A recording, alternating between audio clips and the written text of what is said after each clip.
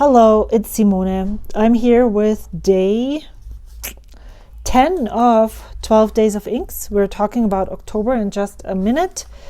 I wanted to recap my experience with this pen, and for the first time, I did not have a good experience. I don't know if it's this pen on the paper, if it's the ink on the paper, if it is the pen in general and I need to let it go.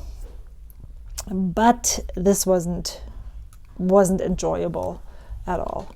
Of course, I'm extremely well prepared, and therefore I can easily find the notebook that I wanted to show you with the writing sample of this ink on the old Tomoe River 52 GSM paper that was in the old Hobonichis. This one is one from 2019-21. So the color looks a lot more complex on the Tomoe River paper than it does on the Cosmo Air Light.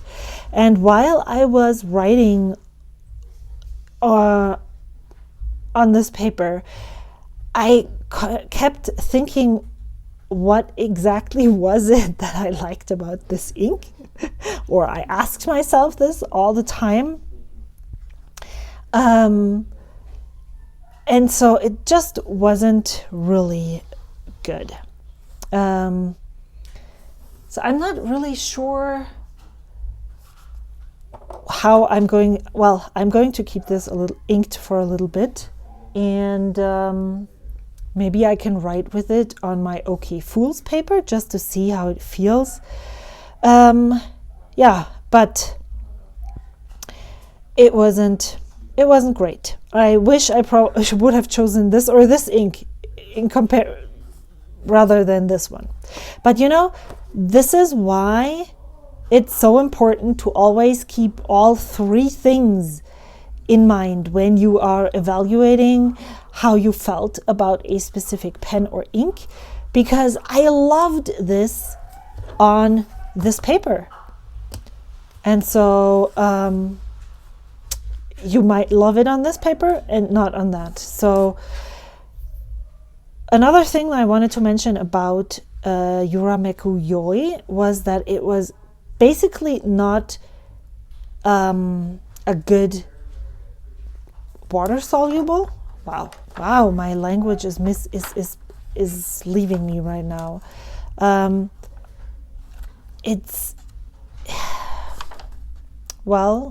looking back at all of those, but this felt the most water resistant of all of them. I know that I remember that I had a similar feeling with Yuki Akari, but if I look at it now, this looks even worse. Brandy Snap was okay. What else did I have? Appetite didn't come off easily. Yamabudo was great. Cafe Crema was great. Urameku Yoi wasn't. So it's okay. I don't have a bottle. I only had a sample and it's all gone now. So I don't have to worry about that ink anymore. Now, October. Oh my gosh, my cheat sheet. I have 4 inks actually. I tried to pick only 3, but when I went through this list after I had assembled it, I looked at it and then I decided I can't not include my favorite ink of the year, Krishna Chennai. And so I added it in October, even though I'm not sure. Did I fill this? I know I swatched it sometime, or I received it sometime in July, I believe, or even earlier. This is a sample holder plus pen rest that I received from Fountain Pendulum, and they also sent me this sample, and it blew me away that this ink, I think I was quite afraid of this, to put this ink into a pen, and it worked so well. So yeah, so the inks that I'm making a big circle swatch today is Krishna Chennai, Watermelon Tender Purple, Diamine Red Robin, and Diamine Deep Magenta. And the other notebook that I wanted to show you is October. So that's going to be somewhere back here. This one, I used this ink in September. Most of those I did. Did I not? Maybe this was a carry-on. My mind is completely blank. That I'm still able to think is, yes, on the 26th of September, I filled the Benu Ambrosia with an M nib with the Chennai, and I carried that on in October.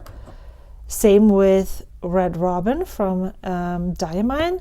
The Deep Magenta I put into the Lamy 2000 with a fine nib, and that I did right after I had used another really pink ink, yes, Califolio and Renople in the Lamy 2000, and I liked this, but it felt to me like I love Deep Magenta more, and so I wanted to use it to see what exactly was different about it. And I think this is more red.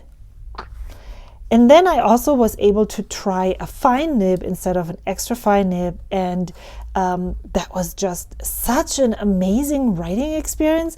I liked the Lamy 2000 and extra fine, but I wasn't floored. But then I put the fine nib on here, and it was just such it to me it felt like two different worlds. And yeah, so I guess you know what I'm going to use to fill what pen I'm inking. And then the last ink that I wanted to include in this is the Watermelon Tender Purple, because that is just such a nice shader and a lovely purple ink. I unfortunately don't have this pen right now. I might sell it. And yeah, so let me stop talking and start swatching. Thank you so much, everyone, for all the good wishes with our new little puppy, Max. Well, there is a story.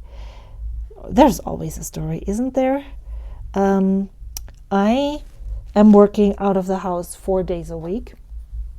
So my husband is basically taking care of him most of the time, most of the day. And I told him straight away, even though it was kind of my idea that we could consider getting a dog, a puppy, that I wasn't really ready sounds weird, but that I was not ready to take on the responsibility of caring for one at this specific point in time. That I would totally support if my family decided to get one. I didn't think that they would decide to get one without me being the driving force, but they did. Because I just felt like after my neck injury, and I just need to get better health before I can take care of a puppy. And so he is the main caretaker, basically. I took care of our 3 kids, and now he's taking care, and 3 cats, and now he's taking care of the puppy. Chennai is written wrong. Chennai. This ink is just so lovely. And so today I work Monday, Tuesday, and Friday, Saturday. So today, when I'm filming this, it is Friday. And he started a puppy training program yesterday, like watching, and started a course. And he started incorporating those already. And when I got home from work today, yesterday I was ready to return that puppy. I mean, if you know me, you know that I'm very impatient, and especially now that I'm older, I don't even know how I was able to raise my kids. I'm so impatient. I cannot. If it's not, oh wow, look at what this looks like when you put this in. There must be something in this ink. I feel like I need a bottle of this ink. Just because it's, can you see that? No, you can't. Unfortunately, that's so bad. Maybe if I turn it a little bit. It's like these orangey color swirls in the water. So interesting. Yeah, so I'm very impatient. I never knew that about myself, but I'm so impatient, so incredibly impatient. And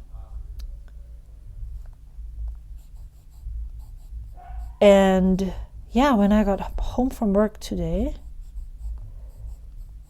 he already, he responds to my husband. My husband worked with him, and puppy he's turning 3 months, so he's 12 weeks old on Sunday. So he's starting into his 4th month of life on Sunday, which means that he is almost a little older than most people will get their puppies. And he is eager to learn and to please. He gets this already so well. I'm so impressed. So yeah, I'm glad I'm not the person who is dealing with him in educational purposes. I will enjoy dealing with him as a dog, but not as, well, I need to have to learn all of that too. But yeah, I'm very impressed. Today is what is it? What is today? Today is January 5. We got him on the 31st of December. So today is day 6 of him being with us. So wow. And my husband and my son are building something from wood. So sometimes there's loud noises, and he already needs to get used to those. Yeah, you could say, oh man, you need to give him time and space. And after seeing how he is today, I feel like he's done with the big picture decompressing. So this was Waterman Tender Purple. Then this is Diamine Red Robin. And now we get to see his real personality, or more of what he has in store for us. And I think he's going to be a very lovable boy, Diamine. This is from Inkvent 2021. Red Robin. And the last one that I'm going to show you. So I'm a total noob when it comes to dogs. If you have any questions, let me know, and I'll try to answer them. I'm probably not going to be able to, but I don't want to, so I am going to trust my husband to know what he's doing, because he's learning alongside the puppy. And of course, we're going to do like actual training classes as well. But yeah, that's it. So Red Robin is this really interesting. I was surprised that I liked this ink so much, because for some reason it's like this. Well, Red Robin, this is definitely an ink that you can see out in nature. It doesn't look artificial. And so I really like this, but I was surprised that I liked it so much when I had it in the pen. So, okay, then this one is Diamine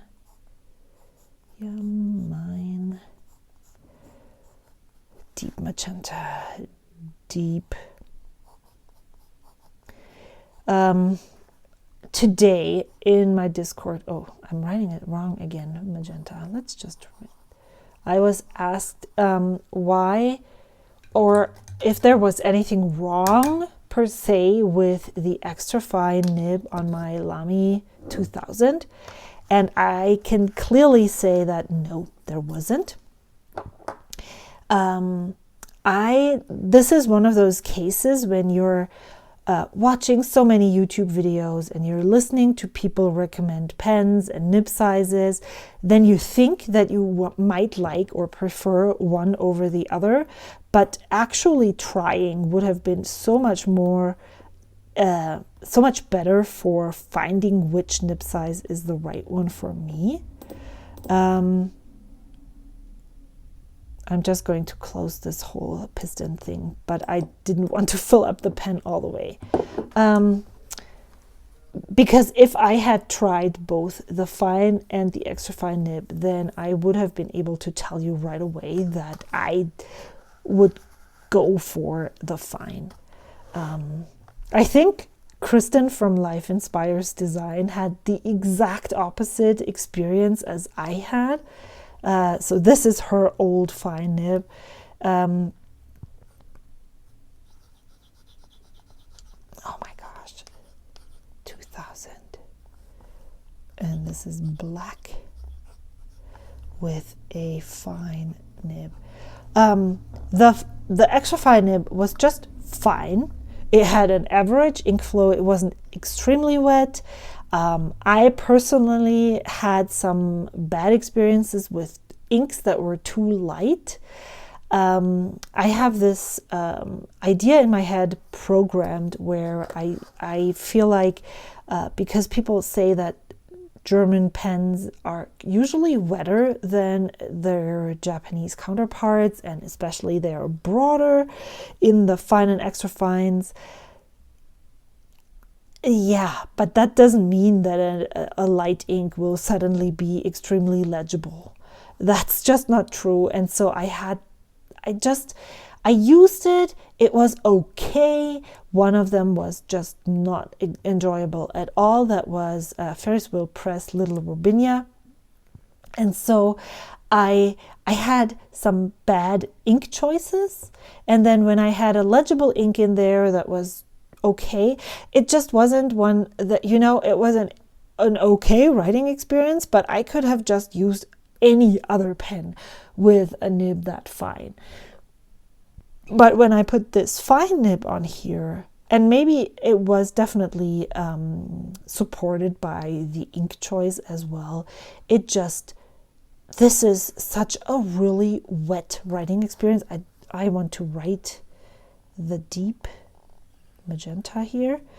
You can see how the ink glistens on the paper and how much ink there is put down by the pen. And so it just was so much nicer. And then I kind of finally understood what people said about how amazing this pen is. To me, this now just elevated the writing experience and the pen experience from oh yeah, this is nice, but I could also just do live without, to this pen is so special that it needs to stay in my collection. So yeah, if you were curious, there is your answer. Let me write this in a little smaller blocky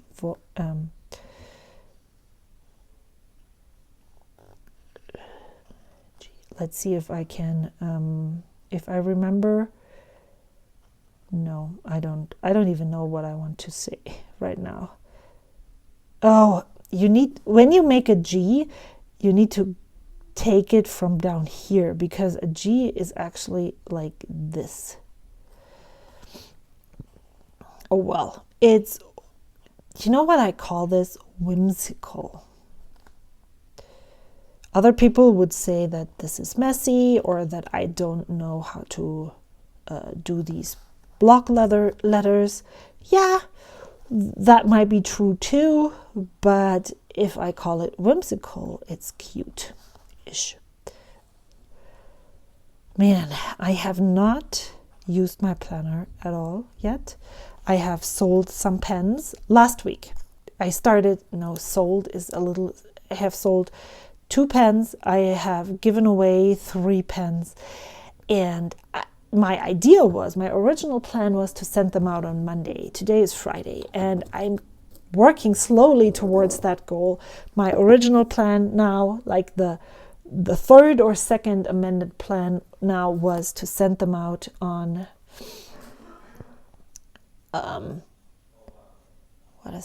tomorrow, on Friday. Then I amended it again to send it out tomorrow. But maybe I'll just give myself even more grace and send them out all together on Monday. Okay, I need to, really, if you have had children, then you know that this is basically the only cool thing about it. This is that this baby is not, it's like his focal point is my husband and not me. And the other cool thing about this baby is that it's not dependent on my boobs. So yeah, that's good, because I can take deep breaths and I'm like, okay, I'm coming home from work. Basically, right now, this is exactly probably how my husband experienced me. It's like, and maybe that sounds really weird. We were this totally normal. That's not normal anymore, Simone. We were one of those couples where, well, first of all, I didn't even finish uni, so it was always very clear that my husband would earn much more money if he went working full time than I would ever be able to make. And that's still the case. We now are our kids are old enough that I can actually work, even if I'm just bringing home like a negligible part of the family income. But that's besides the point. So I stayed home and took care of the kids, and he went to work, and that was all back in Germany, and so and still here in the US, but just our kids weren't that little anymore. And so when he got home, when I was home with the baby, it was like basically nothing was done. Time just flies. There's wet ink on here. There's jelly. And he's kind of like okay with, well, he's eating normal again. But this. I wasn't really that worried about that cat not eating. Yes, this is another tangent. But in the first 2 days, the cats would basically look at us every time we came inside from taking the puppy to go potty, and were looking at us like, so you're bringing it back inside? Like, are you serious? And they were that's how it felt when they looked at us. But and then I would tell him all about my day, how everything went, minute details of how our day went and why I didn't get anything done. Yeah, when I am coming home now, and I had that experience today, he actually showed me what he was able to train with Max, and it's super impressive for sure. But like, okay, can I just drink my tea and can I sit down and film my video? So yeah,